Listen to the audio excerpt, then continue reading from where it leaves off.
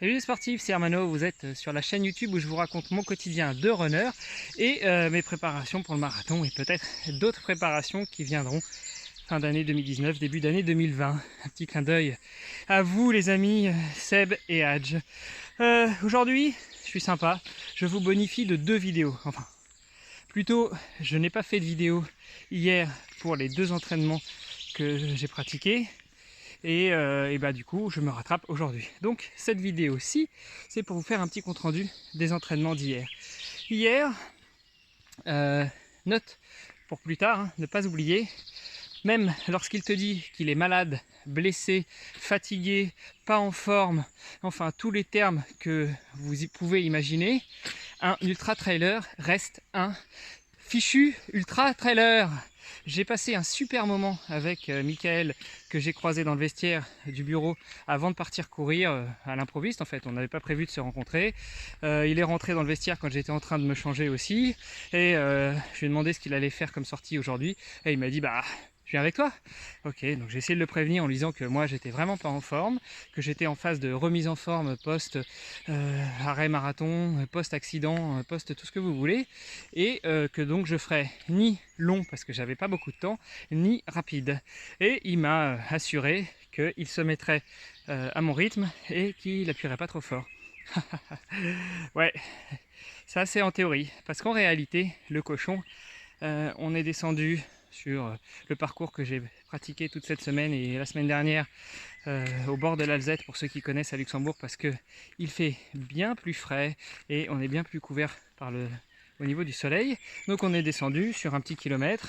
On a fait un petit kilomètre et demi de plat et après jusqu'aux 6 km et demi de fin du parcours, et bah il n'a pas arrêté de monter, de descendre, et à chaque fois que ça montait il en remettait une couche, et à chaque fois que ça redescendait, et bah il en remettait une couche aussi. Donc on a effectivement commencé à mon allure dans les 5,36 minutes au kilo et on a fini beaucoup trop vite à mon goût, mais bon, ce n'était qu'une petite sortie et au final je me dis que ça rentre bien dans mon nouveau style d'entraînement qui adopte la loi de Pareto, c'est-à-dire 80-20 avec 80% d'endurance et 20% de travail un peu plus haut.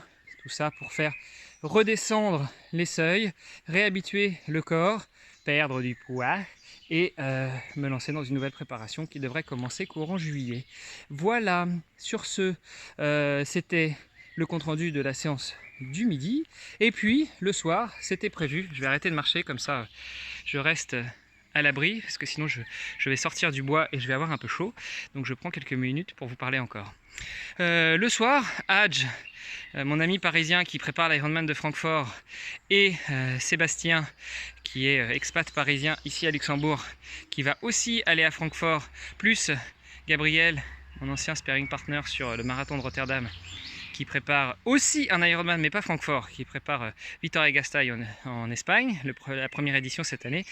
Eh bien, il était prévu qu'on aille aider les 2 petits Ironman de dimanche prochain à regoûter l'eau fraîche et à faire quelques mouvements en eau, en open water, en eau vive.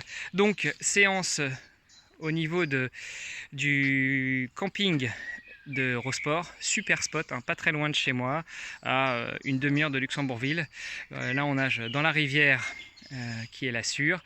Je m'attendais à ce que ce soit très frais parce que la rivière au niveau du barrage de Esch-sur-Sûre est vraiment très froide, mais ici, en tout cas à Rosport, c'était très agréable.